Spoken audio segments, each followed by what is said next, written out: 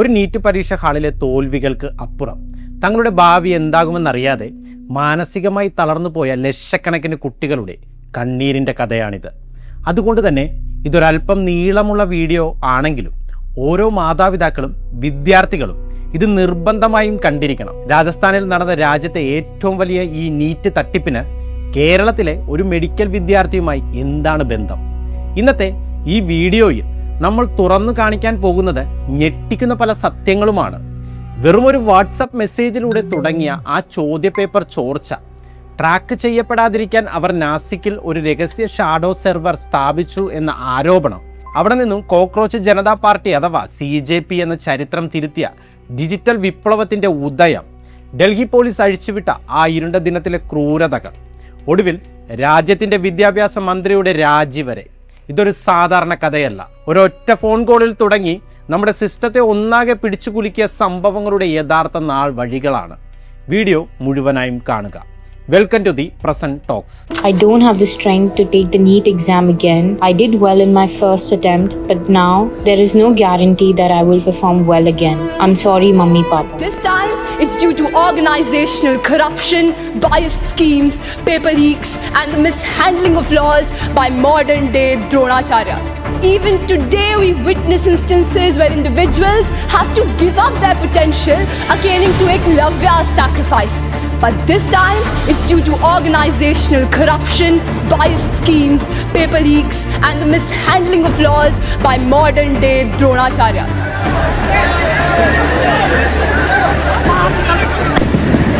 ഇരുപത്തിരണ്ട് ലക്ഷം വിദ്യാർത്ഥികളുടെ ഉറക്കമൊഴിച്ചുള്ള കഠിനാധ്വാനം, മനുഷ്യജീവൻ രക്ഷിക്കേണ്ട മഹത്തായ ഒരു പ്രൊഫഷൻ. ഇന്ത്യയിലെ ഏറ്റവും വലിയ മെഡിക്കൽ പ്രവേശന പരീക്ഷയായ നീറ്റ്. കോടികൾ ചിലവാക്കി രാജ്യമൊരുക്കിയ സുരക്ഷാ സംവിധാനങ്ങളെല്ലാം വെറുമൊരു നോക്കുകുത്തിയാക്കി പരീക്ഷയ്ക്ക് മണിക്കൂറുകൾക്ക് മുൻപേ ആ ചോദ്യപേപ്പർ ചോർന്നാലോ? അതും ഏതെങ്കിലും ഹൈടെക് സിസ്റ്റം ഹാക്ക് ചെയ്തുകൊണ്ടല്ല, മറിച്ച് കേരളത്തിൽ നിന്നും പറന്നു വന്ന വെറുമൊരു വാട്സപ്പ് മെസ്സേജിലൂടെ. തീയതി 2026 മെയ് 2. രാജസ്ഥാനിലെ സീക്കറിൽ ഒരു വിദ്യാർത്ഥി ഹോസ്റ്റൽ നടത്തുന്ന ഒരാളുടെ ഫോണിലേക്ക് ആ മെസ്സേജ് എത്തുന്നു. അയച്ചത് മറ്റാരുമല്ല, കേരളത്തിൽ MBBS പഠിക്കുന്ന അയാളുടെ സ്വന്തം മകനായിരുന്നു. ആ മെസ്സേജിനൊപ്പം ഉണ്ടായിരുന്ന ഡോക്യുമെൻറ്റിലെ കുറിപ്പ് ഇങ്ങനെയായിരുന്നു: സീക്കറിലെ ഒരു സുഹൃത്ത് അയച്ചു തന്നതാണ് അച്ഛാ, നാളത്തെ നീറ്റ് പരീക്ഷയിലെ 300 ചോദ്യങ്ങളാണിത്. ഹോസ്റ്റലിലെ കുട്ടികൾക്ക് ഇതൊന്ന് ഷെയർ ചെയ്യുക. അന്ന് രാത്രി ഒരു തമാശയായി കരുതിയ അദ്ദേഹം ആ മെസ്സേജ് അവഗണിച്ചെങ്കിലും പിറ്റേന്ന് രാവിലെ ഹോസ്റ്റലിലെ ചില വിദ്യാർത്ഥികൾക്ക് അദ്ദേഹം അതൊന്ന് ഫോർവേഡ് ചെയ്തു. എന്നാൽ യഥാർത്ഥ ഭൂകമ്പം ഉണ്ടാകുന്നത് പരീക്ഷ കഴിഞ്ഞതിന് ശേഷമാണ്. ഒറിജിനൽ ചോദ്യപേപ്പറുമായി ആ വാട്സപ്പ് മെസ്സേജ് ഒത്തുനോക്കാൻ അദ്ദേഹം അടുത്തുള്ള ഒരു കോച്ചിങ് സെൻറ്ററിലെത്തി. ആ പരിശോധനാ ഫലം ഇന്ത്യയുടെ വിദ്യാഭ്യാസ ചരിത്രത്തെ തന്നെ പിടിച്ചു കുലുക്കുന്നതായിരുന്നു. 90 ബയോളജി ചോദ്യങ്ങളും 45 കെമിസ്ട്രി ചോദ്യങ്ങളും ഒരു അക്ഷരപ്പിശകോ കോമയോ ഫുൾ സ്റ്റോപ്പോ പോലും മാറാതെ 100% മാച്ചായിരിക്കുന്നു. അതായത് പരീക്ഷയിലെ 180-ൽ 135 ചോദ്യങ്ങളും മുൻപേ ചോർന്നിരുന്നു എന്ന നഗ്നമായ സത്യം ലോകമറിഞ്ഞു. ചരിത്രത്തിൽ ആദ്യമായി നാഷണൽ ടെസ്റ്റിംഗ് ഏജൻസിക്ക് അഥവാ NTAക്ക് ആ പരീക്ഷ റദ്ദാക്കേണ്ടി വന്നു. എന്നാൽ അതൊരു തുടക്കം മാത്രമായിരുന്നു സുഹൃത്തുക്കളെ. ഇന്ത്യ കണ്ട ഏറ്റവും വലിയ ഡിജിറ്റൽ വിപ്ലവമായ CJPയുടെ ഉദയത്തിലേക്കും ഒടുവിൽ രാജ്യത്തിൻ്റെ വിദ്യാഭ്യാസ മന്ത്രിയുടെ രാജിയിലേക്ക് നയിച്ച ആ വലിയ കൊടുങ്കാറ്റിൻ്റെ ആദ്യത്തെ തീപ്പൊരി മാത്രമായിരുന്നു അത്. ഇത്രയും വലിയൊരു പരീക്ഷാ സിസ്റ്റം നിഷ്പ്രയാസം ഹാക്ക് ചെയ്യാൻ തക്ക ശേഷിയുള്ള ആ യഥാർത്ഥ മാസ്റ്റർ മൈൻഡ് ആരായിരുന്നു? അന്വേഷണത്തിൻ്റെ ശ്രദ്ധ പിന്നീട് ഒരു പ്രത്യേക വ്യക്തിയിലേക്ക് കേന്ദ്രീകരിച്ചു. രാജസ്ഥാൻ വിദ്യാഭ്യാസ മന്ത്രിക്കും മറ്റ് പല BJP നേതാക്കൾക്കും ഒപ്പം നിൽക്കുന്ന ഇയാളുടെ ചിത്രങ്ങൾ പുറത്തു വന്നതോടെ അതുവരെ ഉണ്ടായിരുന്ന അന്വേഷണത്തിൻ്റെ ഗതി തന്നെ മാറിമറിഞ്ഞു. ഇതിലെ ഏറ്റവും ഞെട്ടിക്കുന്ന മറ്റൊരു വസ്തുത എന്താണെന്നോ? ഇതിനു മുൻപ് നടന്ന നീറ്റ് പരീക്ഷ പാസ്സായവരിൽ ഇയാളുടെ 4 മക്കളും ഉണ്ടായിരുന്നു. അതായത് പരീക്ഷയ്ക്ക് മുൻപേ ഇയാൾക്ക് ഈ ചോർച്ചയെക്കുറിച്ച് അറിവുണ്ടായിരിക്കാമെന്നാണ് അന്വേഷണ സംഘം സംശയിച്ചത്. ഇതൊക്കെ കേൾക്കുമ്പോൾ ഒരു വിദ്യാർത്ഥിയുടെ ഭാഗത്തു നിന്ന് ഈ അവസ്ഥയൊന്ന് ചിന്തിച്ചു നോക്കൂ. ഒരു വർഷത്തെ മുഴുവൻ കഷ്ടപ്പാട്, രാവും പകലും ഉറക്കമൊഴിച്ചുള്ള പഠനം, ഒരു പരീക്ഷ കഴിയുമ്പോൾ ഏതൊരു വിദ്യാർത്ഥിക്കും തോന്നുന്ന വലിയൊരു ആശ്വാസമുണ്ട്. എക്സാം കഴിഞ്ഞു, ഇനി കുറച്ച് ദിവസത്തേക്ക് പുസ്തകങ്ങളൊക്കെ മാറ്റിവെച്ച് ഒന്ന് റിലാക്സ് ചെയ്യാം. അങ്ങനെ പുസ്തകങ്ങൾ വരെ മാറ്റിവെച്ച സമയത്താണ് അവരെ തേടി ആ ദുഃഖ വാർത്ത വരുന്നത്: പരീക്ഷ റദ്ദാക്കി. 2 മാസത്തിന് ശേഷം വീണ്ടും എഴുതണം. എത്രത്തോളം മാനസികമായ തളർച്ചയായിരിക്കും ആ കുട്ടികൾക്കുണ്ടായിരിക്കുക അല്ലേ? ഇനി ഇവർ എങ്ങനെയാണ് ഇത്രയും വലിയ സുരക്ഷയുള്ള ഒരു സിസ്റ്റം പൊളിച്ച് ചോദ്യപേപ്പർ ചോർത്തിയതെന്ന് നമുക്ക് നോക്കാം. നീറ്റ് പോലുള്ള ദേശീയ പരീക്ഷകളുടെ ചോദ്യപേപ്പറുകൾ സാധാരണയായി അതീവ സുരക്ഷയുള്ള ആർക്കും പ്രവേശനമില്ലാത്ത പ്രസ്സുകളിലാണ് അച്ചടിക്കുന്നത്. എന്നാൽ മഹാരാഷ്ട്രയിലെ നാസിക്കിലുള്ള ഒരു പ്രിൻറ്റിംഗ് പ്രസ്സിൽ നിന്നാണ് ഇത് ചോർന്നതെന്നാണ് അന്വേഷണ ഉദ്യോഗസ്ഥർ കണ്ടെത്തിയത്. ആ പ്രസ്സുമായി ബന്ധമുള്ള ഒരാൾ രഹസ്യമായി ഈ ചോദ്യപേപ്പർ കൈക്കലാക്കുകയും വളരെ സമർത്ഥമായി അത് ഈ വലിയ നെറ്റ്വർക്കിന് കൈമാറുകയും ചെയ്തു. ഇതൊരു സാധാരണ തട്ടിപ്പായിരുന്നില്ല സുഹൃത്തുക്കളെ. ഫോൺ ക്യാമറ വെച്ച് ഫോട്ടോ എടുത്താൽ പിടിക്കപ്പെടുമെന്ന് അവർക്കറിയാമായിരുന്നു. അതുകൊണ്ട് അതിവിദഗ്ധമായി ഹൈ റെസൊല്യൂഷൻ പോർട്ടബിൾ സ്കാനറുകളാണ് അവർ ഇതിനായി ഉപയോഗിച്ചത്. അതുമാത്രമല്ല, ഈ ഡാറ്റ ഡിജിറ്റലായി ട്രാൻസ്ഫർ ചെയ്യുമ്പോൾ അന്വേഷണ ഏജൻസികൾ ട്രാക്ക് ചെയ്യാതിരിക്കാൻ നാസിക്കിൻ്റെ അതിർത്തിയിൽ ഇവർ സ്വന്തമായി ഒരു ഷാഡോ സെർവർ വരെ സ്ഥാപിച്ചു എന്നായിരുന്നു പുറത്തു വന്ന വാർത്തകൾ. പഴുതുകളടച്ചുള്ള ഒരു പക്ക ഹൈടെക് ഓപ്പറേഷൻ. നാസിക്കിലെ ഈ സെർവറിൽ നിന്നും ചോദ്യപേപ്പർ ആദ്യം കൈക്കലാക്കുന്നത് ശുഭം കേർനാർ എന്ന ഒരു മെഡിക്കൽ വിദ്യാർത്ഥിയാണ്. 10 ലക്ഷം രൂപ കൊടുത്താണ് ഇയാൾ ആ പേപ്പറിൻ്റെ ഫിസിക്കൽ കോപ്പി വാങ്ങിയത്. അവിടെ നിന്ന് അയാൾ അതിൻ്റെ ഒരു ഡിജിറ്റൽ കോപ്പി ഉണ്ടാക്കുകയും ഗുഡ്ഗാവിലുള്ള ഒരു സംഘത്തിന് 15 ലക്ഷം രൂപയ്ക്ക് അത് മറിച്ചു വിൽക്കുകയും ചെയ്തു. ഇവിടെയാണ് ഇവർ അവരുടെ യഥാർത്ഥ ബുദ്ധി പ്രയോഗിച്ചത്. കിട്ടിയ ഒറിജിനൽ പേപ്പർ അതുപോലെ വിതരണം ചെയ്താൽ പെട്ടെന്ന് പിടിക്കപ്പെടും. അതുകൊണ്ട് അവർ മറ്റൊരു തന്ത്രം മെനഞ്ഞു. ഒറിജിനൽ നീറ്റ് ചോദ്യ പേപ്പറിലെ 125 ചോദ്യങ്ങൾക്കൊപ്പം പുറത്തു നിന്നുള്ള കുറച്ച് ചോദ്യങ്ങൾ കൂടി മിക്സ് ചെയ്ത് സ്വന്തമായി കൈപ്പടിയിൽ എഴുതിയ ഒരു ഗസ്റ്റ് പേപ്പർ അവർ തയ്യാറാക്കി. മൊത്തം 410 ചോദ്യങ്ങൾ. ഒറ്റ നോട്ടത്തിൽ ഇതൊരു ലീക്കായ പേപ്പർ ആണെന്ന് ആരും പറയില്ല. ഏതെങ്കിലും കോച്ചിങ് സെൻറ്റർ തയ്യാറാക്കിയ ഒരു സാധാരണ പ്രാക്ടീസ് പേപ്പർ ആണെന്നേ തോന്നൂ. പിന്നീട് ഈ ഗസ്റ്റ് പേപ്പറിൻ്റെ പല വേർഷനുകൾ പലയിടത്തേക്കായി ഒഴുകാൻ തുടങ്ങി. പരീക്ഷയ്ക്ക് ഏകദേശം ഒരാഴ്ചയ്ക്ക് മുമ്പ്, അതായത് 2026 ഏപ്രിൽ 26-ന് ഗുഡ്ഗാവിലെ ഒരു ഡോക്ടർ ഈ പേപ്പർ രാജസ്ഥാനിലെ ജാംവ രാഗഡിലുള്ള 2 സഹോദരന്മാർക്ക് വിൽക്കുന്നു. മങ്കിലാൽ, ദിനേശ് ബിവാൽ. അന്വേഷണത്തിൽ പിന്നീട് ഏറ്റവും നിർണായകമായി മാറിയ 2 പേരുകളായിരുന്നു ഇവരുടേത്. ഏപ്രിൽ 29 ആയപ്പോഴേക്കും ഈ സഹോദരങ്ങൾ നീറ്റ് വിദ്യാർത്ഥികൾക്ക് ഇത് പണം വാങ്ങി വിൽക്കാൻ തുടങ്ങിയിരുന്നു. അവസാനം ഈ പേപ്പർ സീക്കറിലെ രാകേഷ് കുമാർ മൻവാരിയ എന്ന ഒരു കൗൺസിലിംഗ് ഏജന്റിന്റെ കൈകളിൽ എത്തുകയാണ്. 5 ലക്ഷം രൂപയ്ക്കാണ് അയാൾ ഇത് വാങ്ങിയത്. രാകേഷ് മാത്രം ഈ പേപ്പർ വിറ്റത് ഏതാണ്ട് 700ഓളം വിദ്യാർത്ഥികൾക്കാണ് സുഹൃത്തുക്കളെ. അതും ഒരു കുട്ടിയിൽ നിന്ന് 30,000 രൂപ വെച്ച് വാങ്ങിയിട്ട്. നമ്മൾ വീഡിയോയുടെ തുടക്കത്തിൽ പറഞ്ഞില്ലേ, കേരളത്തിൽ നിന്നുള്ള ആ MBBS വിദ്യാർത്ഥി, ആ കുട്ടിയുടെ കൈകളിലേക്കും ഈ പേപ്പർ എത്തുന്നത് സാക്ഷാൽ രാകേഷ് വഴിയാണ്. മെയ് 2-ാം തീയതി ആ കുട്ടി സീക്കറിലുള്ള അച്ഛന് ഈ ചോദ്യങ്ങൾ ഫോർവേഡ് ചെയ്തു. പരീക്ഷ കഴിഞ്ഞ ശേഷം അച്ഛൻ ഇത് ചെക്ക് ചെയ്തപ്പോഴാണ് 180-ൽ 135 ചോദ്യങ്ങളും മാച്ചാണെന്ന് തിരിച്ചറിയുന്നത്. വലിയൊരു ചോർച്ചയാണെന്ന് മനസ്സിലാക്കിയ അദ്ദേഹം നേരെ പോയത് സീക്കറിലെ ഉദ്യോഗ് നഗർ പോലീസ് സ്റ്റേഷനിലേക്കാണ്. എന്നാൽ വ്യാജ വാർത്തയാണെന്ന് പറഞ്ഞ് പോലീസ് അവരെ മടക്കി അയച്ചു. ഇതിൽ തൃപ്തരാകാതെ അവർ നേരിട്ട് NTA, അതായത് നാഷണൽ ടെസ്റ്റിംഗ് ഏജൻസിയെ വിവരമറിയിച്ചു. ആ ഒറ്റ ഫോൺ കോളാണ് ഇന്ത്യയുടെ വിദ്യാഭ്യാസ ചരിത്രത്തെ മാറ്റിമറിച്ചത്. NTA ഉടൻ തന്നെ കേന്ദ്ര ഇൻ്റലിജൻസിനും രാജസ്ഥാൻ പോലീസിനും വിവരം കൈമാറി. അങ്ങനെ രാജ്യത്തെ ഏറ്റവും വലിയ പരീക്ഷാ മാഫിയെ പിടികൂടാനുള്ള ആ വലിയ വേട്ട അവിടെ ആരംഭിക്കുകയായിരുന്നു. ഇനി എന്താണ് സംഭവിച്ചത്? രാജസ്ഥാൻ പോലീസ് എങ്ങനെയാണ് ആ വലിയ മാസ്റ്റർ മൈൻഡിലേക്ക് എത്തിയത്? NDAയുടെ ഇടപെടലിന് പിന്നാലെ Rajasthan police state special operations group അഥവാ SOG ഈ കേസിൻ്റെ ഔദ്യോഗിക അന്വേഷണം ഏറ്റെടുത്തു. തുടക്കത്തിൽ ഉദ്യോഗസ്ഥർ കരുതിയത് ഇതൊരു ചെറിയ ഗ്രൂപ്പിന് മാത്രം കിട്ടിയ ലീക്കാണെന്നാണ്. എന്നാൽ ആ ഗസ്റ്റ് പേപ്പർ എങ്ങോട്ടൊക്കെയാണ് പോയതെന്ന് അവർ അന്വേഷിച്ചു തുടങ്ങിയപ്പോഴാണ് സംഗതിയുടെ യഥാർത്ഥ വ്യാപ്തി അവർ മനസ്സിലാക്കിയത്. വാട്സപ്പിലൂടെ ഈ പേപ്പർ 100 കണക്കിന് തവണയാണ് ഫോർവേഡ് ചെയ്യപ്പെട്ടത്. അതായത് ചെറിയൊരു സർക്കിളിൽ മാത്രം ഒതുങ്ങി നിന്ന ഒന്നായിരുന്നില്ല ഇത്. വളരെ വലിയൊരു സ്കെയിലിൽ നടന്ന ഒരു വലിയ operation. SOG additional director general Vishal Bansal പറഞ്ഞത് കേട്ടാൽ നമ്മൾ ശരിക്കും ഞെട്ടും. ചില വിദ്യാർത്ഥികൾക്ക് പരീക്ഷയ്ക്ക് ഒരാഴ്ചയ്ക്ക് മുമ്പ് തന്നെ ഈ പേപ്പർ കിട്ടിയിരുന്നു. ചില കേസുകളിലാകട്ടെ പരീക്ഷയ്ക്ക് 1 മാസം മുൻപ് തന്നെ ഈ പേപ്പർ പുറത്ത് കറങ്ങുന്നുണ്ടായിരുന്നു. ഇവിടെ നമ്മൾ ചിന്തിക്കേണ്ട വളരെ ഗൗരവമുള്ള ഒരു കാര്യമുണ്ട്. ഇന്ത്യയിലെ ഏറ്റവും സുരക്ഷിതമായി നടത്തേണ്ട ഒരു പരീക്ഷയുടെ ചോദ്യപേപ്പർ ആഴ്ചകളോളം പുറത്ത് കറങ്ങിയിട്ടും ഇതിൻ്റെ സുരക്ഷാ ചുമതലയുള്ള ഉദ്യോഗസ്ഥർ ആരും തന്നെ ഇത് അറിഞ്ഞില്ല എന്ന് പറഞ്ഞാൽ അതെങ്ങനെ വിശ്വസിക്കാൻ കഴിയും? ഒടുവിൽ കാര്യങ്ങൾ കൈവിട്ടുപോയി. 2026 മെയ് 12-ന് നാഷണൽ ടെസ്റ്റിംഗ് ഏജൻസിക്ക് ഔദ്യോഗികമായി ആ നീറ്റ് പരീക്ഷ റദ്ദാക്കേണ്ടി വന്നു. കേസിൻ്റെ ഗൗരവം മനസ്സിലാക്കി അന്വേഷണം നേരെ CBIക്ക് കൈമാറി. അവിടെ വെച്ചാണ് നേരത്തെ നമ്മൾ പറഞ്ഞ ജാംവ രാംഗഡിലുള്ള ആ 2 സഹോദരങ്ങളിലേക്ക് മങ്കിലാൽ ബിവാൾ, ദിനേശ് ബിവാൾ CBIയുടെ കണ്ണുകൾ എത്തുന്നത്. ഗുഡ്ഗാവിലെ കോണ്ടാക്റ്റുകൾ വഴി ഈ ചോദ്യപേപ്പറുകൾ ആദ്യം സ്വന്തമാക്കിയതും വിതരണം ചെയ്തതും ഇവരായിരുന്നു. ഇതിൽ ദിനേശ് ബിവാളിൻ്റെ രാഷ്ട്രീയ ബന്ധങ്ങൾ വലിയ വിവാദമായി മാറി. BJPയുടെ യുവജന വിഭാഗമായ ഭാരതീയ ജനതാ യുവമോർച്ചയുടെ, അതായത് BJYMൻ്റെ ഒരു പ്രാദേശിക നേതാവായിരുന്നു ഇയാൾ. രാജസ്ഥാൻ വിദ്യാഭ്യാസ മന്ത്രി മദൻ ദിലവർ ഉൾപ്പെടെയുള്ള വലിയ രാഷ്ട്രീയ നേതാക്കൾക്കൊപ്പം ഇയാൾ നിൽക്കുന്ന ചിത്രങ്ങൾ കൂടി പുറത്തു വന്നതോടെ ജനങ്ങൾ ചോദ്യങ്ങൾ ചോദിക്കാൻ തുടങ്ങി.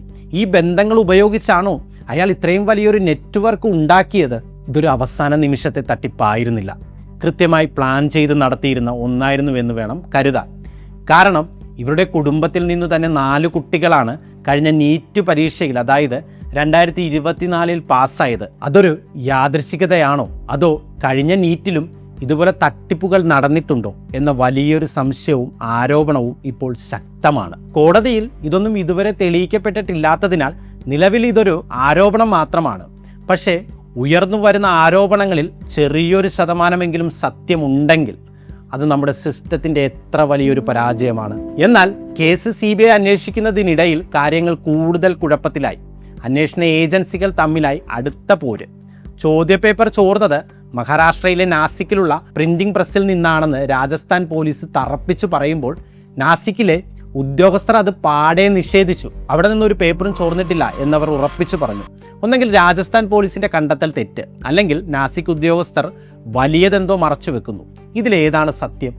യഥാർത്ഥത്തിൽ എവിടെ നിന്നാണ് ആ ചോദ്യപേപ്പർ ചോർന്നത്? പോലീസ് ഏജൻസികൾ തമ്മിലുള്ള ഈ ആശയക്കുഴപ്പങ്ങൾക്കിടയിൽ ഏറ്റവും കൂടുതൽ പെട്ടുപോയത് 22 ലക്ഷം വിദ്യാർത്ഥികളും അവരുടെ കുടുംബങ്ങളുമാണ്. ഇതിനിടയിലാണ് NDA ഉദ്യോഗസ്ഥരുടെ ഞെട്ടിക്കുന്ന മറ്റൊരു വിശദീകരണം വരുന്നത്. അവർ പറഞ്ഞത് എന്താണെന്നോ, कोई पेपर मार्केट में नहीं आया, कहीं लीक नहीं हुआ है. जो PDF है उसमें बहुत सारे सवाल थे, उनमें से कुछ सवाल पेपर से मिलते आए हैं. तो मैं ये नहीं कहूंगा कि पूरा पेपर लीक हुआ. മുഴുവൻ ചോദ്യപേപ്പറും ചോർന്നിട്ടില്ല. കുറേ ചോദ്യങ്ങൾ അടങ്ങിയ ഒരു PDF ഫയൽ കുട്ടികൾക്കിടയിൽ കറങ്ങി നടന്നിരുന്നു. അതിലെ കുറച്ച് ചോദ്യങ്ങൾ യഥാർത്ഥ പരീക്ഷയിലും വന്നു, അത്രയേ ഉള്ളൂ. ഇത് കേട്ട് ചിരിക്കണോ കരയണോ എന്നറിയാത്ത അവസ്ഥയിലായിരുന്നു വിദ്യാർത്ഥികൾ. കാരണം ചോർന്ന മെറ്റീരിയലിലെ ഭൂരിഭാഗം ചോദ്യങ്ങളും ഫൈനൽ പരീക്ഷയിൽ വന്നിട്ടുണ്ടെങ്കിൽ പിന്നെ അതൊരു ഭാഗികമായ ചോർച്ച, പാർഷ്യൽ ലീക്കാണെന്ന് പറയുന്നതിൽ എന്തർത്ഥമാണുള്ളത്? ഇതൊക്കെ കാണുമ്പോൾ നമുക്ക് 2024 നടന്ന നീറ്റ് വിവാദങ്ങൾ ഓർമ്മ വരില്ലേ? അന്നും ഇതേപോലെ പേപ്പർ ചോർച്ച, മാർക്കുകളിലെ തിരിമറി, രാജ്യവ്യാപകമായ പ്രതിഷേധങ്ങൾ, സുപ്രീം കോടതി കേസുകൾ എല്ലാം നമ്മൾ കണ്ടതാണ്. കേന്ദ്ര ഏജൻസികൾ അന്വേഷിച്ചിട്ടും അന്ന് എന്താണ് സംഭവിച്ചത്? ഏറ്റവും താഴെത്തട്ടിലുള്ള കുറച്ചുപേരെ അറസ്റ്റ് ചെയ്തു എന്നതൊഴിച്ചാൽ ഈ സിസ്റ്റത്തിലെ യഥാർത്ഥ കുഴപ്പങ്ങളൊന്നും പരിഹരിക്കപ്പെട്ടില്ല. 2026 ഇതേ സിസ്റ്റം ഫെയിൽ ആയതേ തുടർന്ന് സർക്കാരിനോടും ഉദ്യോഗസ്ഥരോടും ജനങ്ങളുടെ ദേഷ്യം കൂടി വന്നപ്പോഴാണ് അടുത്ത പ്രഖ്യാപനം വരുന്നത്. പരീക്ഷ റദ്ദാക്കി, പുതിയ പരീക്ഷ നടത്തും, കുട്ടികൾ വീണ്ടും രജിസ്റ്റർ ചെയ്യേണ്ടതില്ല, എക്സ്ട്രാ ഫീസ് അടയ്ക്കേണ്ടതില്ല. പക്ഷേ ഒരു പുതിയ പരീക്ഷ ഫീസ് ഒഴിവാക്കി കൊടുക്കുന്നതാണോ ഇവിടുത്തെ യഥാർത്ഥ പ്രശ്നം? ഒരു പരീക്ഷയ്ക്ക് വേണ്ടി മാസങ്ങളോളം രാവും പകലും ഉറക്കമൊഴിച്ച് പഠിച്ച ആ കുട്ടികളുടെ കഷ്ടപ്പാടിന് എന്ത് വിലയാണുള്ളത്? കോച്ചിങ് സെൻറ്ററുകൾക്ക് നൽകിയ ലക്ഷങ്ങൾ, ഹോസ്റ്റൽ ഫീസ്, യാത്രാ ചിലവുകൾ, ഇതിനൊക്കെ ആര് നഷ്ടപരിഹാരം നൽകും? എല്ലാത്തിനുമുപരി ഈ മാനസിക സമ്മർദ്ദം മുഴുവൻ അനുഭവിച്ച് 0 നിന്ന് വീണ്ടും തുടങ്ങാൻ ആ കുട്ടികൾ അനുഭവിക്കുന്ന ഒരു മെൻ്റൽ ട്രോമയുണ്ട്. അത് വളരെ വലുതാണ്. ഇത്തരം ഉദ്യോഗസ്ഥർക്ക് ഒരു ഉത്തരവിറക്കി പരീക്ഷകൾ റദ്ദാക്കാൻ മാറ്റിവെക്കാം. പക്ഷേ ആ കുട്ടികളുടെ നഷ്ടപ്പെട്ട സമാധാനം തിരികെ നൽകാൻ ഒരു സിസ്റ്റത്തിനും കഴിയില്ല. ഇതുപോലെ സിസ്റ്റത്തിൻ്റെ വീഴ്ചകൾ കാരണമോ അഴിമതി കാരണമോ നിങ്ങൾക്ക് എപ്പോഴെങ്കിലും അർഹതപ്പെട്ട അവസരങ്ങൾ നഷ്ടപ്പെട്ടിട്ടുണ്ടോ? അതൊരു ജോലിയാകാം, അല്ലെങ്കിൽ പഠിക്കാൻ കിട്ടിയ ഒരു സീറ്റാകാം. സത്യം പറയട്ടെ, ഒരുപാട് പേര് ഈ വീഡിയോ കാണുമെന്നൊന്നും എനിക്കൊരു പ്രതീക്ഷയുമില്ല. എങ്കിലും ഈ വീഡിയോ കാണുന്ന കുറച്ച് പേരെങ്കിലും ഇങ്ങനെയൊക്കെ നമ്മുടെ സിസ്റ്റത്തിൽ നടക്കുന്നുണ്ടെന്നറിയട്ടെ.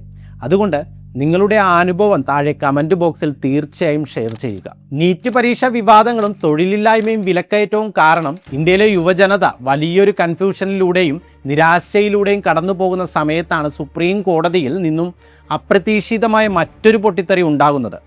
തീയതി 2026 മെയ് 15. സുപ്രീം കോടതിയിലെ ഒരു കേസിൻ്റെ ഹിയറിംഗ് രാജ്യവ്യാപകമായി വലിയൊരു ചർച്ചയ്ക്ക് തിരികൊളുത്തി. ചീഫ് ജസ്റ്റിസ് സൂര്യകാന്ത് നടത്തിയ ചില പരാമർശങ്ങൾ തൊഴിലില്ലാത്ത യുവാക്കൾക്കും ആക്ടിവിസ്റ്റുകൾക്കും എതിരെയാണെന്ന് പലരും വ്യാഖ്യാനിച്ചു. sides of society. You attack the people, you attack the system. മണിക്കൂറുകൾക്കുള്ളിൽ ഇതൊരു വലിയ രാഷ്ട്രീയ വിഷയമായി മാറി. ഈ പ്രസ്താവന വളരെ ഇൻസെൻസിറ്റീവ് ആണെന്ന് പറഞ്ഞ് സോഷ്യൽ മീഡിയ മുഴുവൻ പ്രതിഷേധം ആളിക്കത്തി. എന്നാൽ തൊട്ടടുത്ത ദിവസം തന്നെ ഈ വിഷയത്തിൽ വ്യക്തത വരുത്തിക്കൊണ്ട് സാക്ഷാൽ ചീഫ് ജസ്റ്റിസ് തന്നെ രംഗത്തെത്തി. താൻ പറഞ്ഞത് യുവാക്കളെ ഉദ്ദേശിച്ചല്ലെന്നും വ്യാജ സർട്ടിഫിക്കറ്റുകൾ വെച്ച് ജോലിയിൽ പ്രവേശിക്കുന്നവരെ ഉദ്ദേശിച്ചാണെന്നും അദ്ദേഹം വ്യക്തമാക്കി. ഇന്ത്യയുടെ ഭാവിയെ വാർത്തെടുക്കുന്ന വലിയൊരു ശക്തിയാണ് യുവാക്കളെന്നും അദ്ദേഹം കൂട്ടിച്ചേർത്തു. എന്നാൽ കോടതിയുടെ ആ വിശദീകരണം വരുന്നതിന് മുൻപ് തന്നെ ഓൺലൈൻ ലോകത്ത് മറ്റൊന്ന് സംഭവിച്ചു കഴിഞ്ഞിരുന്നു. മെയ് 16 അമേരിക്കയിലെ ബോസ്റ്റൺ യൂണിവേഴ്സിറ്റിയിൽ പഠിക്കുന്ന അഭിജിത്ത് ദീപ്കെ എന്നു പേരുള്ള 30 വയസ്സുകാരനായ ഒരു ഇന്ത്യൻ വിദ്യാർത്ഥി സോഷ്യൽ മീഡിയയിൽ വളരെ ലളിതമായ ഒരു ചോദ്യം ചോദിച്ചു. എല്ലാ പാറ്റകളും, അതായത് കോക്രോച്ചസ്, ഒന്നിച്ചു ചേർന്നാൽ എന്തായിരിക്കും സംഭവിക്കുക? വെറും തമാശയായി തുടങ്ങിയ ആ പോസ്റ്റ് പെട്ടെന്ന് തന്നെ വളരെ വലിയ ഒന്നായി മാറുകയായിരുന്നു. അന്ന് തന്നെ അദ്ദേഹം ഓൺലൈനിൽ ഒരു പുതിയ മൂവ്മെൻറ്റ് ആരംഭിച്ചു. കോക്രോച്ച് ജനതാ പാർട്ടി അഥവാ CJP. പേര് പോലെ ഇതൊരു യഥാർത്ഥ രാഷ്ട്രീയ പാർട്ടിയൊന്നും ആയിരുന്നില്ല.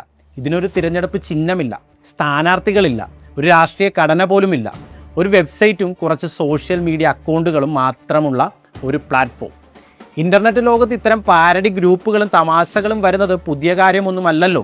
കുറച്ച് ദിവസം ആളുകൾ ഇതിനെക്കുറിച്ച് സംസാരിക്കും, പിന്നെ അതെല്ലാവരും മറക്കും. ഈ CJPക്കും ആ ഒരു ആയുസ് മാത്രമേ എല്ലാവരും പ്രതീക്ഷിച്ചിരുന്നുള്ളൂ. പക്ഷേ സുഹൃത്തുക്കളെ, വെറും ഒരു തമാശയായി തുടങ്ങിയ ആ സംഭവം വെറും ദിവസങ്ങൾക്കുള്ളിൽ ലക്ഷക്കണക്കിന് ആളുകളിലേക്കാണ് പടർന്നു പിടിച്ചത്.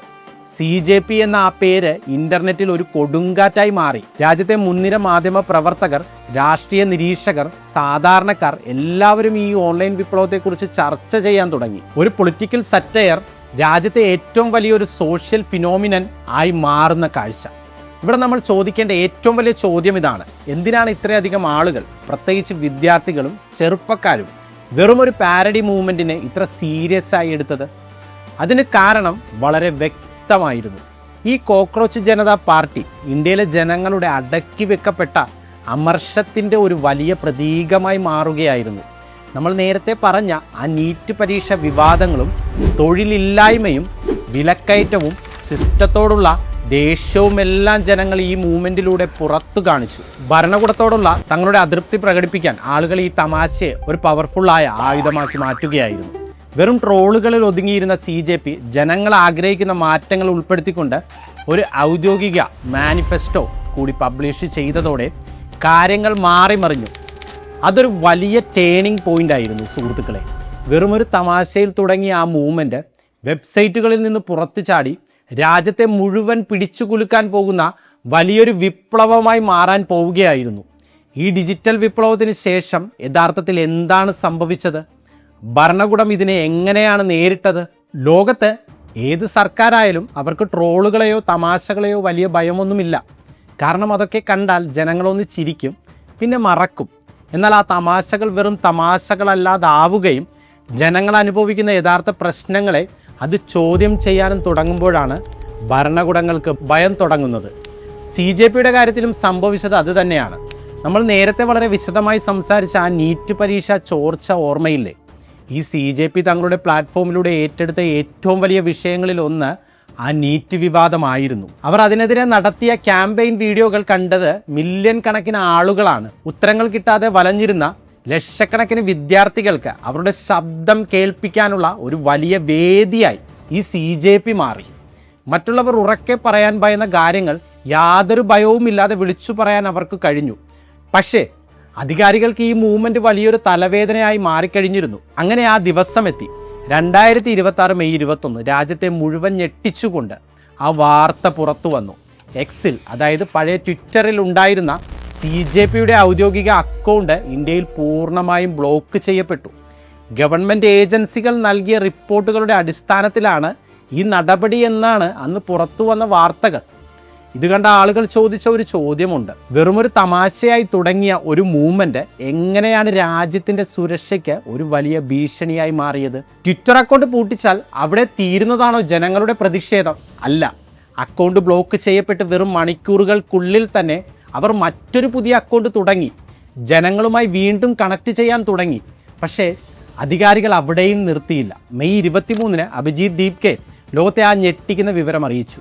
അവരുടെ പുതിയ അക്കൗണ്ടുകൾ ഉൾപ്പെടെ എല്ലാം ഹാക്ക് ചെയ്യപ്പെട്ടിരിക്കുന്നു. വളരെ പെട്ടെന്ന് തന്നെ CJPയുടെ ഔദ്യോഗിക വെബ്സൈറ്റും പൂർണ്ണമായും ഡൗണായി. ഇതൊക്കെ സംഭവിക്കുന്ന സമയത്ത് ആ വെബ്സൈറ്റിൽ രജിസ്റ്റർ ചെയ്തവരുടെ എണ്ണം 1 മില്യൺ, അതായത് 10 ലക്ഷം കഴിഞ്ഞിരുന്നു. അതിനേക്കാൾ ഭരണകൂടത്തെ ഭയപ്പെടുത്തിയത് മറ്റൊന്നായിരുന്നു. ഇന്ത്യയുടെ വിദ്യാഭ്യാസ മന്ത്രി ധർമ്മേന്ദ്ര പ്രധാൻ രാജിവെക്കണമെന്ന് ആവശ്യപ്പെട്ട് ഇവർ തയ്യാറാക്കിയ ഓൺലൈൻ പെറ്റീഷനിൽ അപ്പോഴേക്കും ലക്ഷക്കണക്കിന് ആളുകളായിരുന്നു ഒപ്പുവെച്ചിരുന്നത്. തുടർന്ന് കാര്യങ്ങൾ വെറുമൊരു ഡിജിറ്റൽ യുദ്ധത്തിൽ ഒതുങ്ങിയില്ല. അഭിജിത്ത് ദീപ്കയുടെ പേഴ്സണൽ കോൺടാക്റ്റ് വിവരങ്ങൾ ഓൺലൈനിൽ ലീക്ക് ചെയ്യപ്പെട്ടു. ഈ ക്യാമ്പയിൻ നിർത്തിയാൽ കോടികൾ വാഗ്ദാനം ചെയ്തുള്ള ഓഫറുകൾ ഒരു വശത്ത്, അതല്ലെങ്കിൽ കൊന്നുകളയും എന്നുള്ള ഭീഷണികൾ മറുവശത്ത്. ബോസ്റ്റണിൽ ഇരിക്കുന്ന അഭിജിത്തിന് മാത്രമല്ല, ഇന്ത്യയിൽ മഹാരാഷ്ട്രയിലുള്ള അയാളുടെ കുടുംബത്തിന് നേരെയും ഭീഷണി സന്ദേശങ്ങൾ വരാൻ തുടങ്ങി. ഒരു രാഷ്ട്രീയ അഭിപ്രായം പറഞ്ഞതിൻ്റെ പേരിൽ ഒരു കുടുംബത്തെ മുഴുവൻ വേട്ടയാടുന്നത് ന്യായീകരിക്കാൻ കഴിയുമോ എന്ന് ചോദിച്ച് പ്രമുഖർ അന്ന് രംഗത്തുണ്ടായിരുന്നു. ഇതിനിടയിലാണ് ദീപ്കെ മുൻപ് ആം ആദ്മി പാർട്ടിയുടെ AAPയുടെ സോഷ്യൽ മീഡിയ ടീമിൽ പ്രവർത്തിച്ചിരുന്ന ആളാണെന്ന ആരോപണം വരുന്നത്. എന്നാൽ 2023 വരെ താൻ AAPക്ക് വേണ്ടി പ്രവർത്തിച്ച കാര്യം അദ്ദേഹം ആരോടും മറച്ചു വെച്ചിരുന്നില്ല. ആ ആരോപണം പൊളിഞ്ഞതോടെയാണ് BJP MP നിഷികാന്ത് ദുബെ പുതിയ ആരോപണങ്ങളുമായി വരുന്നത്. അതോടെ ചർച്ചകൾ രാഷ്ട്രീയ ആരോപണങ്ങൾ വിട്ട് വലിയ ഗൂഢാലോചന സിദ്ധാന്തങ്ങളിലേക്ക്, അതായത് കോൺസ്പിറസി തിയറിയിലേക്ക് വഴിമാറി. CJPയുടെ ഫോളോവേഴ്സ് ഒന്നും യഥാർത്ഥമല്ലെന്നും പാകിസ്ഥാനിൽ നിന്നുള്ള ഫോളോവേഴ്സും റോബോട്ടുകളുമാണെന്നും, അതായത് ബോട്ടുകളുമാണെന്നും ഇതിന് പിന്നിലെന്ന തരത്തിലുള്ള വ്യാജ ഗ്രാഫിക്സുകൾ സോഷ്യൽ മീഡിയയിൽ കാട്ടുതീ പോലെ പടർന്നു. എന്നാൽ അക്കൗണ്ടിൻ്റെ ഡാറ്റ മറ്റുള്ളവർക്ക് കാണാൻ കഴിയില്ല എന്നത് മുതലെടുത്തുണ്ടാക്കിയ വ്യാജ ഗ്രാഫിക്സുകളായിരുന്നു അത്. വൈകാതെ തന്നെ ദീപ്കെ തൻ്റെ യഥാർത്ഥ അക്കൗണ്ട് അനലിറ്റിക്സ് പുറത്തുവിട്ടു. അതിലൊരു കാര്യം വളരെ വ്യക്തമായിരുന്നു. ആ ഫോളോവേഴ്സിൽ ഭൂരിഭാഗവും ഇന്ത്യക്കാർ തന്നെയായിരുന്നു.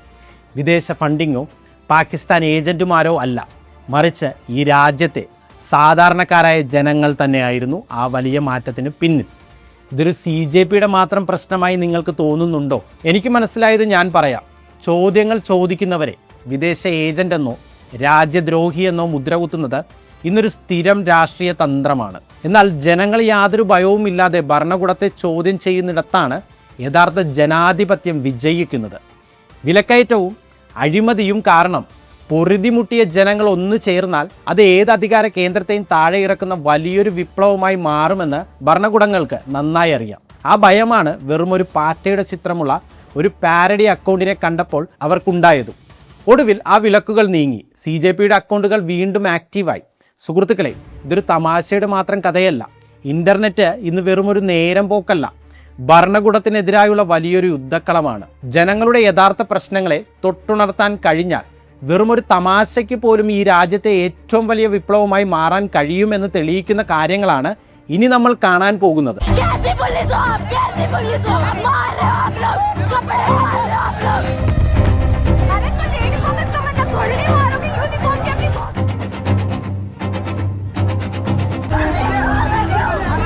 अच्छा अंदर अभी और मारेंगे, ऐसा धमकी दे रहे हैं। ये democracy is one of our sacred and shared values. കാരണം ഓൺലൈനിൽ കത്തിപ്പടർന്ന ഈ ഡിജിറ്റൽ വിപ്ലവം അവിടെ അവസാനിച്ചില്ല. അത് വെർച്വൽ ലോകത്ത് നിന്നും ഡൽഹിയിലെ തെരുവുകളിലേക്ക് തീ പോലെ പടർന്നിറങ്ങി. കൃത്യമായി പറഞ്ഞാൽ തീയതി 2026 June 20 cockroach Janata party CJP Jantar മന്ദിറിൽ തങ്ങളുടെ ആ ചരിത്രപരമായ സമരം ആരംഭിക്കുകയാണ്. അവരുടെ ആവശ്യം ഒന്നേ ഉണ്ടായിരുന്നുള്ളൂ: വിദ്യാഭ്യാസ മന്ത്രി ധർമ്മേന്ദ്ര പ്രധാൻ രാജിവെക്കുക. 8 ദിവസങ്ങൾക്ക് ശേഷം ജൂൺ 28 ഈ സമരത്തിന് പിന്തുണ പ്രഖ്യാപിച്ചുകൊണ്ട് സാക്ഷാൽ സോനം വാങ്ചുക് ജന്തർ മന്ദിറിലേക്ക് എത്തി.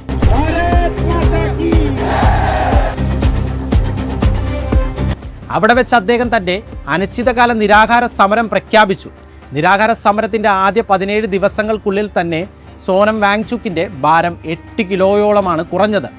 അദ്ദേഹത്തിൻ്റെ ആ ക്ഷീണിച്ച മുഖം സോഷ്യൽ മീഡിയയിൽ പടർന്നതോടെ ജനങ്ങളുടെ സപ്പോർട്ട് ഇരട്ടിയായി. ഈ സമരത്തിൻ്റെ ഏറ്റവും വലിയൊരു ടേണിംഗ് പോയിന്റ് ആയിരുന്നു അത്. എന്നാൽ സുഹൃത്തുക്കളെ, ഇതൊരു വിദ്യാർത്ഥി പ്രക്ഷോഭമായി മാത്രം ഒതുങ്ങിയില്ല. ഇന്ത്യയിലെ പ്രതിപക്ഷ പാർട്ടികൾ ഈ സമരത്തെ ഏറ്റെടുക്കുന്ന കാഴ്ചയാണ് പിന്നീട് കണ്ടത്. പ്രത്യേകിച്ച് കേരളത്തിൽ നിന്നുള്ള MP-മാർ ഇതിൽ വലിയൊരു പങ്ക് വഹിച്ചു. സോഷ്യൽ മീഡിയയിൽ ഇംഗ്ലീഷ് സംസാരത്തിൻ്റെ പേരിലൊക്കെ ഒരുപാട് ട്രോളുകൾ ഏറ്റുവാങ്ങാറുള്ള CPM MP A. റഹീം അതൊന്നും വകവെക്കാതെ തുടക്കം മുതൽ തന്നെ വിദ്യാർത്ഥികൾക്ക് ഐക്യദാർഢ്യം പ്രഖ്യാപിച്ച് ഈ ഡൽഹിയിലെ തെരുവുകളിൽ സജീവമായി ഉണ്ടായിരുന്നു. The country has been witnessed a very brutal attack, police attack against students and youth. It is very shameful. Police ബ്രൂട്ടാലിറ്റിക്കെതിരായിട്ടാണ് ഞങ്ങൾ ഇന്ന് പാർലമെന്റിൽ നിന്ന് ഇറങ്ങി ഈ സമരസ്ഥലത്തേക്ക് വന്നത്. ഈ ചെറുപ്പത്തിനൊപ്പമാണ് ഇതിരക്കുന്നത്.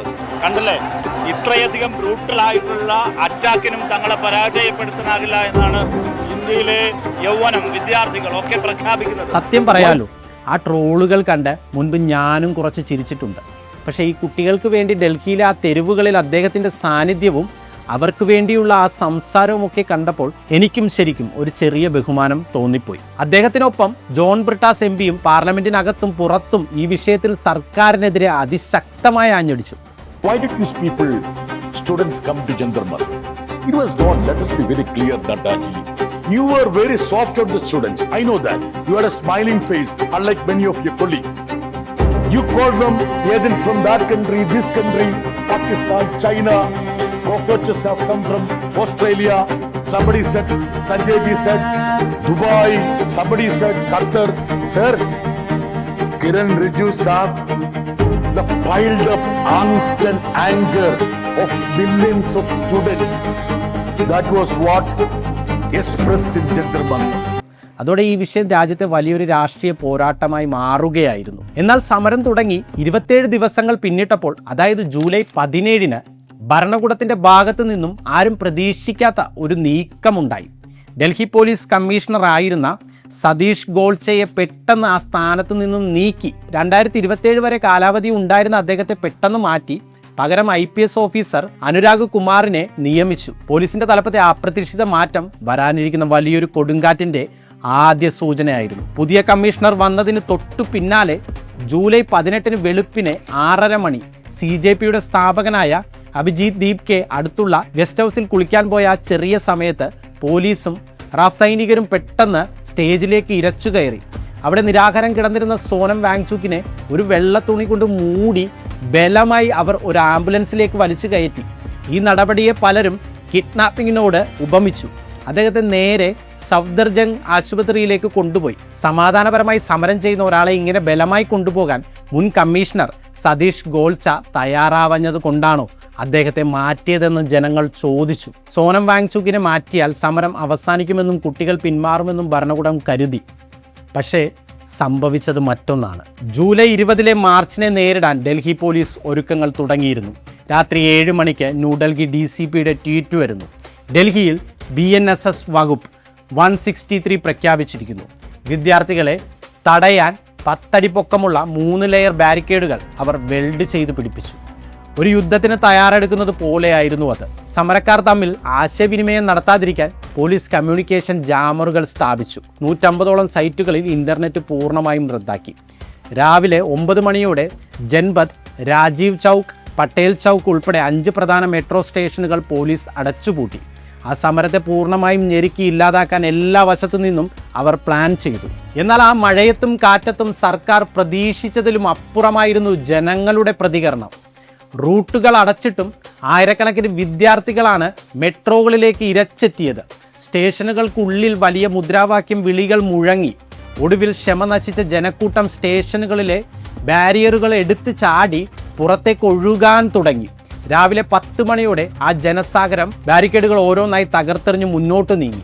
സർക്കാരിൻ്റെ എല്ലാ പ്ലാനുകളും വെറും 2 മണിക്കൂർ കൊണ്ട് പരാജയപ്പെട്ടു. അവിടെ വെച്ചാണ് പോലീസിൻ്റെ യഥാർത്ഥ മനോഭാവം മാറുന്നത്. കൃത്യം 10:51-ന് മാൻഡി ഹൗസ് മെട്രോ സ്റ്റേഷനിൽ നിന്നും ജന്തർ മന്ദിറിലേക്ക് വന്ന 100 കണക്കിന് വിദ്യാർത്ഥികൾക്ക് നേരെ പോലീസ് യാതൊരു പ്രകോപനവുമില്ലാതെ ലാത്തി ചാർജ് ആരംഭിച്ചു. സമരവേദിയിൽ എത്തുന്നതിന് മുൻപ് തന്നെ സമാധാനപരമായി വന്ന ആ കുട്ടികളെ അവർ മൃഗീയമായി തല്ലിച്ചതച്ചു. 11 മണിയോടെ സഫ്ദർജംഗ് ആശുപത്രിയിൽ നിന്നും സോനം വാങ്ചുക്ക് ആശുപത്രി ഡയറക്ടർക്ക് ഒരു കത്ത് നൽകി. എനിക്കിപ്പോൾ യാതൊരു കുഴപ്പവുമില്ല, മാർച്ചിൽ പങ്കെടുക്കാൻ എന്നെ ഇവിടെ നിന്നും വിടണം എന്ന് അദ്ദേഹം ആവശ്യപ്പെട്ടു. പക്ഷേ പോലീസ് അതിന് സമ്മതിച്ചില്ല. പാർലമെന്റ് ലക്ഷ്യമാക്കി നീങ്ങിയ ആ ജനസാഗരത്തെ കാത്തിരുന്നത് പോലീസിന്റെ കണ്ണീർവാതക ഷെല്ലുകളായിരുന്നു. ഒന്നിനു പുറകെ ഒന്നായി 25ഓളം ടിയർ ഗ്യാസുകളാണ് ജനങ്ങൾക്ക് നേരെ പാഞ്ഞെടുത്തത്. പ്രതിഷേധക്കാരെ മാത്രമല്ല, സമാധാനപരമായി ഇരുന്നവർക്ക് നേരെ പോലും പോലീസ് കണ്ണീർവാതകം എറിഞ്ഞു. സ്ത്രീകളെന്നോ പ്രായമുള്ളവരെന്നോ വ്യത്യാസമില്ലാതെ ജനങ്ങളെ മുഴുവൻ അവർ മൃഗീയമായി തല്ലിച്ചതച്ചപ്പോൾ പാർലമെന്റ് സ്ട്രീറ്റ് ശരിക്കും ഒരു യുദ്ധക്കളമായി മാറുകയായിരുന്നു. പാർലമെന്റ് സമുച്ചയം പൂർണ്ണമായി ലോക്ക്ഡൗൺ ചെയ്യപ്പെട്ടു. അതിനിടയിൽ പുറത്തു വന്ന ആ ദൃശ്യം രാജ്യത്തെ ആകെ ഭയപ്പെടുത്തി. സുരക്ഷാ സേന സമരക്കാർക്ക് നേരെ തോക്കുകൾ ചൂണ്ടി ഫയറിംഗ് പൊസിഷൻ എടുക്കുന്നു. ജാലിയൻവാല ബാഗിനെ ഓർമ്മിപ്പിച്ച ആ ഭീകര നിമിഷത്തിലാണ് പ്രധാനമന്ത്രി നരേന്ദ്രമോദി പാർലമെന്റിൽ നിന്നും പുറത്തു പോയതെന്ന് റിപ്പോർട്ടുകൾ വരുന്നത്. ജന്തർ മന്ദിർ അടച്ചതോടെ വിദ്യാർത്ഥികൾ കോണാട്ട് പ്ലേസിൽ തടിച്ചുകൂടി. അവിടെ യൂട്യൂബർ സർദക് ഗോസ്വാമി പകർത്തിയ ദൃശ്യങ്ങൾ ഒരു ജനാധിപത്യ രാജ്യത്തെ ശരിക്കും ഞെട്ടിച്ചു. तो इन्होंने लाठी चार्ज और पत्थर चार्ज कर दिए और बहुत पुलिस वालों ने और जो पुलिस वाले थे उन पर बेच नहीं था. വെറും ലാത്തി ചാർജ് മാത്രമല്ല, സ്വന്തം ജനങ്ങൾക്ക് നേരെ, ആ വിദ്യാർത്ഥികൾക്ക് നേരെ പോലീസ് കല്ലും ഇഷ്ടികയും വലിച്ചെറിയുന്നതിൻ്റെ വ്യക്തമായ വീഡിയോകളും അവിടെ നിന്ന് പുറത്തു വന്നു. അടിയേറ്റ് വീണവരെ സഹായിക്കാൻ വന്ന ഡോക്ടർമാരെ പോലും നിങ്ങളെ ഇങ്ങോട്ട് ആരാ വിളിച്ചത് എന്ന് ചോദിച്ച് പോലീസ് തല്ലി ഓടിച്ചു. ഒരു കുട്ടിയുടെ കഴുത്തിൽ ഒരു പോലീസുകാരൻ ഒരുപാട് നേരം കുത്തിപ്പിടിച്ചിരിക്കുന്ന ക്രൂരമായ ദൃശ്യങ്ങൾ നമ്മൾ കണ്ടു. എന്നാൽ ഇതിലെല്ലാം വെച്ച് ഏറ്റവും ഞെട്ടിക്കുന്ന ഭയപ്പെടുത്തുന്ന കാര്യം എന്തായിരുന്നെന്നോ? ജനങ്ങളെ തല്ലിച്ചതച്ച് ഈ പോലീസുകാരുടെ യൂണിഫോമിൽ അവരുടെ നെയിം പ്ലേറ്റുകൾ ഉണ്ടായിരുന്നില്ല. പോലീസ് വാഹനങ്ങളുടെ നമ്പർ പ്ലേറ്റുകൾ വരെ മറച്ചു വെച്ചിരുന്നു. പല പോലീസുകാരും തങ്ങളുടെ മുഖം തുവാല കൊണ്ട് മറച്ചാണ് കുട്ടികളെ തല്ലിയത്. ഒരു രാജ്യത്തിൻ്റെ നിയമം സംരക്ഷിക്കേണ്ട പോലീസ് തങ്ങളുടെ ഐഡൻറ്റിറ്റി മറച്ചു വെച്ച് സാധാരണക്കാർക്ക് നേരെ ആക്രമണം അഴിച്ചുവിട്ടാൽ ഇത്തരമൊരു നടപടി ഒരു ജനാധിപത്യ രാജ്യത്ത് അംഗീകരിക്കാനാകുമോ എന്ന ചോദ്യം ഞാൻ നിങ്ങളോട് ചോദിക്കുകയാണ്. പോലീസിൻ്റെ ക്രൂരതകൾ അവിടെയും തീർന്നില്ല. സുഹൃത്തുക്കളെ, അവിടെ നമ്മൾ കണ്ട മറ്റൊരു ഞെട്ടിക്കുന്ന കാഴ്ച, സാധാരണ വസ്ത്രങ്ങൾ ധരിച്ച ചില ആളുകൾ പോലീസുകാർക്കൊപ്പം സ്വതന്ത്രമായി നടക്കുകയും പോലീസിൻ്റെ സാന്നിധ്യത്തിൽ തന്നെ ആളുകളെ തല്ലിച്ചതയ്ക്കുകയും ചെയ്യുന്നതായിരുന്നു. വൈകിട്ട് 3 മണിയോടെ പോലീസ് ജന്തർ മന്ദിറിലേക്ക് ഇരച്ചു കയറി. സോനം വാങ്ചുക്ക് 3 ആഴ്ച സമരം ചെയ്ത ആ വേദിയും സ്റ്റേജും അവർ പൂർണ്ണമായി തകർത്തെറിഞ്ഞു. ബീയിങ് ഹ്യൂമൻ ചാനലിലെ റമീത് വർമ്മയുടെ തല തല്ലിപ്പൊളിച്ചു. തലയിൽ നിന്ന് രക്തം ഒലിച്ചിറങ്ങുന്നത് കണ്ടിട്ടും ഒരു പോലീസുകാരൻ വീണ്ടും തിരിഞ്ഞു നിന്ന് അദ്ദേഹത്തിൻ്റെ താടിക്കടിച്ച അടി നിങ്ങളിൽ എത്ര പേർ കണ്ടു? പോലീസ് ആ ലാത്തിച്ചാർജ് തുടങ്ങുന്നതിന് തൊട്ടു മുമ്പ് കൃത്യം രാവിലെ സർക്കാർ അവിടെ മറ്റൊരു നാടകം കൂടി കളിച്ചിരുന്നു. കേന്ദ്ര സർക്കാരുമായി ചർച്ച നടത്താമെന്ന് പറഞ്ഞ് CJP വക്താവ് സൗരവ് ദാസിനെ അവർ DCPയുടെ ഓഫീസിലേക്ക് കൊണ്ടുപോയി. ആദ്യം മജിസ്ട്രേറ്റ് വരുമെന്ന് പറഞ്ഞു, പിന്നെ കേന്ദ്ര സെക്രട്ടറി. ഒടുവിൽ 2 മണിക്കൂർ കാത്തിരിപ്പിന് ശേഷം കേന്ദ്ര ആരോഗ്യമന്ത്രി JP നദ്ദയുമായി വെറും 10 മിനിറ്റ് നീണ്ട കൂടിക്കാഴ്ച. ആവശ്യങ്ങൾ ചർച്ച ചെയ്യാമെന്ന് മാത്രം പറഞ്ഞ് അദ്ദേഹം മടങ്ങി. എന്നാൽ ഇതിന് പിന്നിലെ യഥാർത്ഥ തന്ത്രം എന്തായിരുന്നെന്ന് അറിയാമോ? പ്രധാന നേതാക്കളെ തന്ത്രപൂർവ്വം അവിടെ നിന്ന് മാറ്റി നിർത്തുക, എന്നിട്ട് നേതൃത്വം ഇല്ലാത്ത ആ വിദ്യാർത്ഥികൾക്ക് നേരെ മൃഗീയമായ ലാത്തിച്ചാർജ് നടത്തുക. പോലീസിന് ഈ അക്രമം അഴിച്ചുവിടാൻ സർക്കാർ മനഃപൂർവ്വം കളിച്ച ഒരു വഴിതിരിച്ചുവിടൽ നാടകമായിരുന്നു. ആ ചർച്ചയെന്ന വലിയ ആരോപണമാണ് പിന്നീട് അവിടെ ഉയർന്നത്. പക്ഷേ എത്രത്തോളം അടിച്ചമർത്താൻ നോക്കിയോ അത്രത്തോളം ശക്തമായി ജനങ്ങൾ തിരിച്ചടിച്ചു. ഡൽഹിയിൽ തുടങ്ങിയ ആ സമരം അവിടെയൊന്നും അവസാനിച്ചില്ല. ലക്നൗ മുതൽ അരുണാചൽ പ്രദേശ് വരെ വിദ്യാർത്ഥികൾ ക്ലാസുകൾ ബഹിഷ്കരിച്ച് തെരുവിലിറങ്ങി. രാജ്യമെങ്ങും കൂറ്റൻ സമരയാത്രകളും പ്രതിഷേധ മാർച്ചുകളും കാട്ടുതീ പോലെ പടർന്നു. നമ്മുടെ കേരളത്തിലും ആ വിപ്ലവാവേശം ആഞ്ഞടിച്ചു. SFI, KSU തുടങ്ങിയ വിദ്യാർത്ഥി സംഘടനകളെല്ലാം അവരുടേതായ രീതിയിൽ കേരളത്തിലെ തെരുവുകളിൽ വലിയ പ്രതിഷേധ മാർച്ചുകൾ സംഘടിപ്പിച്ചു. പിടിച്ച കൊടികൾ വേറെ ആയിരുന്നെങ്കിലും അവരുടെയെല്ലാം ലക്ഷ്യം ഒന്നു തന്നെയായിരുന്നു. രാജ്യത്തെ വിദ്യാർത്ഥികൾ മുഴുവൻ ഒരേ സ്വരത്തിൽ ചോദ്യം ചെയ്തു. തുടർന്ന് ഡൽഹിയിൽ നമ്മൾ കണ്ടത് മറ്റൊരു കാഴ്ചയായിരുന്നു.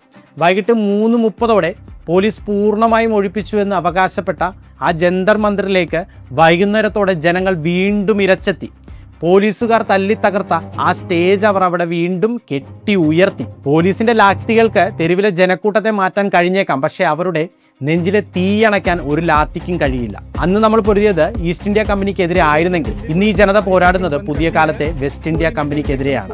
സ്വന്തം കുട്ടികളെ വഞ്ചിക്കുകയും പൗരന്മാർക്ക് നേരെ യുദ്ധം പ്രഖ്യാപിക്കുകയും ചെയ്യുന്ന ഒരു ഭരണകൂടത്തെയാണ് ലോകം ഇന്ന് കാണുന്നത്. ഈ പോരാട്ടം വരും തലമുറകൾക്ക് വലിയൊരു പ്രചോദനമാകും. തീർച്ച. എന്തായിരുന്നു ഈ കുട്ടികളുടെ ഒരേ ഒരു ആവശ്യം? ചോദ്യപേപ്പറുകൾ ചോരാതിരിക്കുക, നല്ലൊരു വിദ്യാഭ്യാസ മന്ത്രിയെ നിയമിക്കുക, തങ്ങളുടെ ഭാവി വെച്ച് കളിക്കുന്ന സിസ്റ്റത്തിലെ CEOമാരുടെ രാജി. ഇതിനുവേണ്ടി ചോദിച്ചതാണ് നമ്മുടെ കുട്ടികളുടെ നേരെ പോലീസുകാർ കണ്ണീർ വാതകവും ലാത്തികളും പ്രയോഗിച്ചത്. ജൂലൈ 20 ആ സംഭവത്തിന് ശേഷം ഇന്റർനെറ്റ് തിരികെ വന്നപ്പോൾ സർക്കാരിനെ കാത്തിരുന്നത് വലിയൊരു കൊടുങ്കാറ്റായിരുന്നു. പോലീസുകാർ വിദ്യാർത്ഥികളെ ക്രൂരമായി തല്ലിച്ചതയ്ക്കുന്ന ദൃശ്യങ്ങൾ സോഷ്യൽ മീഡിയയിൽ പടർന്നു പിടിച്ചു. ഒറ്റ ദിവസം കൊണ്ട് ഹാഷ്ടാഗായ resign education minister, CJP nation protest എന്നീ ഹാഷ്ടാഗുകൾ ലോകത്ത് തന്നെ ഒന്നാമതെത്തി. ജനരോഷം അണപൊട്ടിയതോടെ കാര്യങ്ങൾ പൂർണ്ണമായും സർക്കാരിന്റെ കൈവിട്ടുപോയി. തൊട്ടടുത്ത ദിവസം, അതായത് ജൂലൈ 21-ന് പ്രതിപക്ഷം നേരിട്ട് ചെന്നത് സാക്ഷാൽ പ്രധാനമന്ത്രിയുടെ വസതിക്ക് മുന്നിലേക്കായിരുന്നു. രാഹുൽ ഗാന്ധി, പ്രിയങ്ക ഗാന്ധി, മല്ലികാർജുൻ ഖാർഗെ, KC വേണുഗോപാൽ എന്നിവരുടെ നേതൃത്വത്തിൽ നടന്ന ആ അപ്രതീക്ഷിത സമരം ഡൽഹിയെ ശരിക്കും പിടിച്ചുകുലുക്കി. അവിടെയാണ് രാജ്യത്തെ ഞെട്ടിച്ച ആ സംഭവം നടന്നത്. സ്വന്തം രാജ്യത്തിന്റെ പ്രതിപക്ഷ നേതാവായ രാഹുൽ ഗാന്ധിയെ പോലീസുകാർ ബലം പ്രയോഗിച്ച് റോഡിലൂടെ വലിച്ചിഴച്ചു കൊണ്ടുപോകുന്ന കാഴ്ചയാണ് പിന്നീട് ലോകം കണ്ടത്. Democracy in India is happening right now.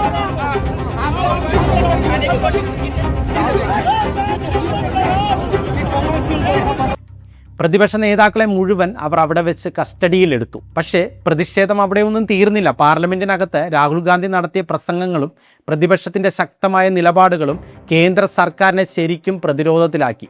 July 24-ന് CJPയുടെ ആഹ്വാനപ്രകാരം പ്രതിപക്ഷ MP-മാർ ഗാന്ധി സ്മൃതിയിലെത്തി വിദ്യാർത്ഥികൾക്ക് പൂർണ്ണ പിന്തുണ പ്രഖ്യാപിച്ചു. ഒരു പ്രതിപക്ഷ നേതാവിനെ പോലും തെരുവിലൂടെ വലിച്ചിഴക്കേണ്ടി വന്ന ആ ഗതികേടിൽ നിന്ന് സർക്കാരിന് ഒരു കാര്യം വ്യക്തമായിരുന്നു: ഇനിയും ഈ രാജ്യത്തെ വിദ്യാർത്ഥികളെ ലാത്തിവെച്ച് അടിച്ചമർത്താൻ കഴിയില്ല. ഈ ഒരു വലിയ രാഷ്ട്രീയ ഇടപെടൽ കൂടി ആയതോടെയാണ് നമ്മൾ നേരത്തെ പറഞ്ഞ ആ വലിയ തീരുമാനത്തിലേക്ക് സർക്കാർ എത്തിയത്. ഒടുവിൽ ആ വലിയ ദിവസമെത്തി. 2026 ജൂലൈ 25 ഡൽഹിയിലെ ഉന്നതതല യോഗങ്ങൾക്ക് ശേഷം രാജ്യം കാത്തിരുന്ന ആ വലിയ വാർത്ത പുറത്തു വന്നു. ലക്ഷക്കണക്കിന് വിദ്യാർത്ഥികളുടെ ഭാവി തകർത്ത വിദ്യാഭ്യാസ വ്യവസ്ഥയിലെ വൻ വീഴ്ചകൾക്ക് പൂർണ്ണ ഉത്തരവാദിയായ കേന്ദ്ര വിദ്യാഭ്യാസ മന്ത്രി ധർമ്മേന്ദ്ര പ്രധാൻ ഒടുവിൽ തൻ്റെ പദവിയിൽ നിന്നും രാജിവെക്കാൻ നിർബന്ധിതനായി. വിദ്യാർത്ഥികൾ തങ്ങളുടെ ഭാവിക്ക് വേണ്ടി തെരുവിലിറങ്ങിയപ്പോൾ അവരെ പോലീസിനെ കൊണ്ട് മൃഗീയമായി തല്ലിച്ചതച്ചത് ഈ ഭരണകൂടത്തിൻ്റെ വലിയൊരു അഹങ്കാരമായിരുന്നു. എന്നാൽ ആ പോലീസ് അതിക്രമത്തിനെതിരെ രാജ്യമൊട്ടാകെ ഉയർന്ന അതിശക്തമായ ജനരോഷത്തിന് മുന്നിൽ സർക്കാരിന് പിടിച്ചു നിൽക്കാൻ കഴിഞ്ഞില്ല. സിസ്റ്റത്തിനെതിരെ ഉയർന്ന ആ വലിയ കൊടുങ്കാറ്റാണ് ഒടുവിൽ വിദ്യാഭ്യാസ മന്ത്രിയുടെ രാജിയിലേക്ക് സർക്കാരിനെ എത്തിച്ചത്. സുഹൃത്തുക്കളെ, അമേരിക്കയിലിരുന്ന ഒരു വിദ്യാർത്ഥി വെറുമൊരു തമാശയ്ക്ക് തുടങ്ങിയ കോക്രോച്ച് ജനതാ പാർട്ടി എന്നൊരു അക്കൗണ്ട്, അതാണ് ഇന്ത്യയുടെ വിദ്യാഭ്യാസ മന്ത്രിയെ താഴെ ഇറക്കിയ വലിയൊരു വിപ്ലവമായി മാറിയത്. തോക്കിനും ലാത്തിക്കും അടിച്ചമർത്താൻ കഴിയുന്നതല്ല ഈ രാജ്യത്തെ യുവതയുടെ ശക്തിയെന്ന് അവർ തെളിയിച്ചു. ഈ വീഡിയോ കാണുന്നവരിൽ സ്വന്തം സ്വപ്നങ്ങളെല്ലാം മാറ്റിവെച്ച് മക്കളുടെ ഭാവിക്കായി രാപ്പകലില്ലാതെ അധ്വാനിക്കുന്ന ഒരുപാട് മാതാപിതാക്കൾ ഉണ്ടാകും. ലക്ഷങ്ങൾ ഫീസടച്ചും അവർക്കൊപ്പം ഉറക്കമൊഴിഞ്ഞ് പഠിക്കാൻ കൂട്ടിരുന്നും നിങ്ങൾ അവരെ വളർത്തുന്നത് ഒടുവിൽ സിസ്റ്റത്തിൻ്റെ ഇത്തരം കൊള്ളരുതായ്മകൾക്ക് ഇരകളാകാനാണോ? അർഹതപ്പെട്ട സീറ്റുകൾ പണത്തിനും സ്വാധീനത്തിനും മുന്നിൽ വഴിമാറിപ്പോകുമ്പോൾ ന്യായത്തിന് വേണ്ടി തെരുവിലിറങ്ങുന്ന നിങ്ങളുടെ കുട്ടികളെ ഭരണകൂടം ഇങ്ങനെ ചോരയിൽ മുക്കിയാൽ നിങ്ങൾക്ക് വെറും ഒരു കാഴ്ചക്കാരനായി നോക്കി നിൽക്കാൻ കഴിയുമോ? യഥാർത്ഥത്തിൽ ഇവിടെ തോൽക്കുന്നത് രാത്രികളെ പകലാക്കി പഠിച്ച നമ്മുടെ കുട്ടികളാണോ, അതോ ഈ വിദ്യാഭ്യാസ വ്യവസ്ഥ തന്നെയാണ്? ഈ ചോദ്യങ്ങൾക്കുള്ള നിങ്ങളുടെ ഉത്തരമാണ് എനിക്ക് താഴെ കമൻറ്റുകളായി അറിയേണ്ടത്. കാരണം നമ്മുടെ പ്രശ്നങ്ങൾ തീർക്കാൻ ഇവിടെ ഒരു രക്ഷകനും അവതരിക്കില്ല. നമ്മൾ തന്നെ ശബ്ദമുയർത്തണം. ജനങ്ങൾ ഒന്നിച്ചാൽ ഏത് വലിയ അധികാര കേന്ദ്രവും താഴെ വരും. ഈ വലിയ മാറ്റത്തിൻ്റെ ഭാഗമായതിന്, ഈ വീഡിയോ അവസാനം വരെ കണ്ടതിന് നന്ദി. സത്യങ്ങൾ ഇനിയും നമ്മൾ വിളിച്ചു പറയുക തന്നെ ചെയ്യും.